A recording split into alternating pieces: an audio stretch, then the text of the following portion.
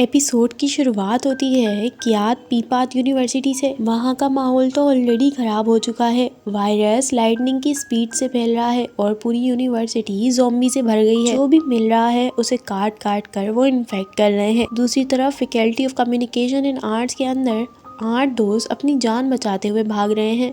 Zombie उनके पीछे पड़ गए हैं। भागते भागते एक ज़ॉम्बी सान को अटैक कर देता है। बहुत मुश्किल से सान उस ज़ॉम्बी को मारता है, लेकिन मारते मारते सडनली उसको एक ब्लडी फ्लैशबैक हिट करती है, इतनी इंटेंस कि वो मिड फाइट ही फ्रोज हो जाता है। यहाँ पर हमें पहली दफा हिंट मिलता है इंसान का पास्ट कुछ हैवी है और वो एक बड़ा सीक्रेट छुपा रहा है। पैरेलल सीन में फैकल्टी ऑफ साइंस के अंदर कुछ और स्टूडेंट्स एक लेबोरेटरी में शेल्टर करके बैठे हुए हैं। निन को एक सॉकेट नजर आता है। वो अपना फोन फौरन से चार्जिंग पर लगा देती है और डेस्परेटली प्रोफेसर विरोज को कॉल करती है। उसको अपने भाई और अपनी मदर की टेंशन हो रही थी। प्रोफेसर उससे कहता है कि नॉन को ढूंढो और सेफ रहो। फिर वो कॉल सडनली बंद कर देती है क्योंकि ज़ॉम्बी आवाज की तरफ अट्रैक्ट हो रहे थे। प्रोफेसर की टीवी स्क्रीन पर न्यूज चल रही थी जिससे हमें पता चलता है कि यूनिवर्सिटी में ज़ॉम्बी वायरस एक्टिवेट होने की वजह से पूरे बैंकॉक में कर्फ्यू लग चुका है। दूसरी तरफ हमें निंग की मदर भी दिखाई जाती है जो कि क्रिटिकल कंडीशन में है। प्रोफेसर एक एंटीडोट का बॉक्स खोलता है मगर इंजेक्ट नहीं करता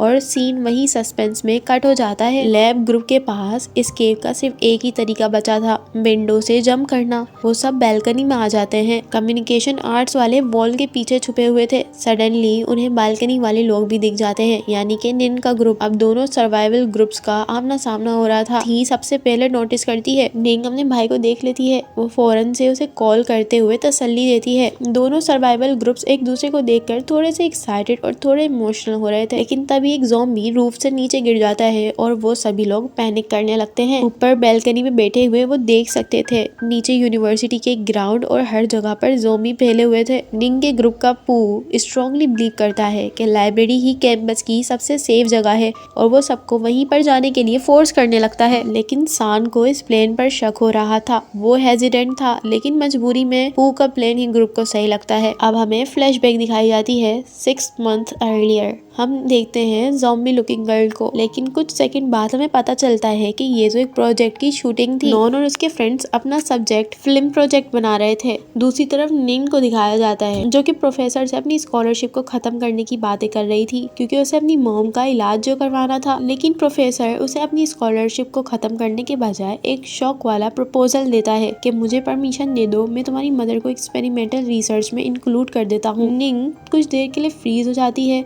उसके लिए ये आइडिया अपनी मॉम को लैब रेड बनाने जैसा था और वो ये सब कुछ नहीं चाहती थी, लेकिन प्रोफेसर इंसिस्ट करता है कि ये उनका लास्ट चांस है। अब निंग कंफ्यूज होकर अपने फ्रेंड्स के पास आती है और उन्हें ये सब कुछ बताती है कि अगर एक्सपेरिमेंट फेल हो गया तो अपनी मॉम की डेथ की वजह बन जाएगी और वो अगर परमिशन नहीं देती है तो क्योर पॉसिबल नहीं। उसके फ्रेंड्स उसे हौसला देते हैं कि वो अपनी मॉम को ठीक करने के लिए जो पॉसिबल है वो करे। सान अपनी कार में बैठकर उसे देख रहा था। जब वो कार में जाती है तो सान थोड़ा एक्स्ट्रा पॉजिटिव बिहेव करता है। उसे निंग के फ्रेंड्स कुछ खास पसंद नहीं थे। साथ वो निंग को बताता है कि उसने नॉन की फीस पे कर दी है। निंग उसे थैंक्स करती है और ये भी कहती है कि वो उसके पैसे जल्द ही लौटा देगी और फिर वो दोनों घर के लिए निकल जाते हैं। अब निंग और सांग घर आ गए थे। सांग निंग से ये कहता है कि हम तुम्हारी मॉम को हॉस्पिटल ले चलते हैं, मेरी फैमिली हेल्प करने के लिए रेडी हो गई है, हम उनका बेस्ट ट्रीटमेंट करवा सकते हैं। लेकिन निंग ये बताती है कि वो ऑलरेडी किसी से बात कर चुकी है। सान के और पूछने पर वो ये बताती है कि यूनिवर्सिटी के ऑनर उसकी हेल्प कर रहे हैं और ये अरेंजमेंट प्रोफेसर विरोज ने की है। सान ये सुनकर थोड़ा सा अनईजी हो जाता है।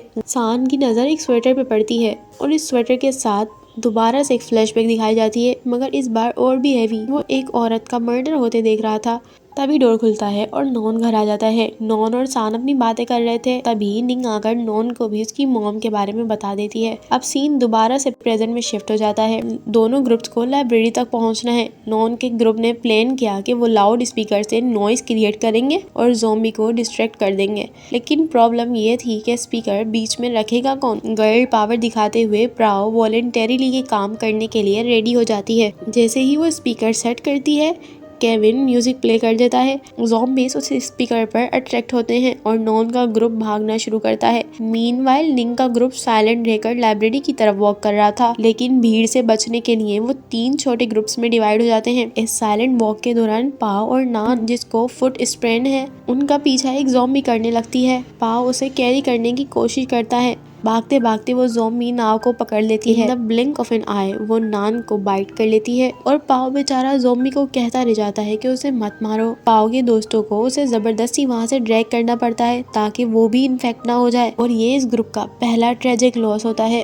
आखिरकार नॉन और निंग का ग्रुप एक दूसरे के पास आ जाते हैं और दोनों ग्रुप्स एक साथ लाइब्रेरी पहुँचते हैं। दूसरी तरफ प्रोफेसर एंटीडोट को निंग की मोम में इंजेक्ट कर देते हैं और वहाँ यूनिवर्सिटी में बॉयज चेयर स्टैक करके दरवाजे को ब्लॉक कर रहे थे। लेकिन सान, जो अभी भी सस्पिशियस है, पू से पूछता है कि उसे क्यों लग रहा है कि लाइब्रेरी सेफ है। पू बताता है कि अगर ज़ॉम्बीज अंदर आ भी जाएं तो उनके पास दूसरा रास्ता है एस्केप करने के लिए। टाइम गुजरता जाता है और अब तक उन सबके फोन के सिग्नल्स भी बंद हो गए थे और गवर्नमेंट ने इसे बायो टेररिज्म समझकर पानी, पावर, गैस सब कुछ कट कर दिया था। लेकिन नाइट को एक रेडियो मिल जाता है। अथॉरिटीज रेडियो पर सर्वाइवर को इंस्ट्रक्ट कर रही हैं कि वो हायर ग्राउंड पर जाएं ताकि मिलिट्री रेस्क्यू ऑपरेशन के टाइम उन्हें इजीली स्पॉट कर सके। निंग इमीडिएटली ये फैसला करती है कि वो पीआर रूम से ये अनाउंसमेंट कर देगी ताकि सभी सर्वाइवर्स ये सुन सकें। लेकिन सान इसके लिए रेडी नहीं था। वो डिसएग्री करता है, कहता है कि सिर्फ ज्यादा ट्रबल ही होगी। लेकिन निन इस बात को नहीं मानती और वो अनाउंसमेंट करने के लिए चली जाती है। प्राओ सबटली ये रिमार्क करती है कि उन्हें मरने के लिए रेडी रहना चाहिए,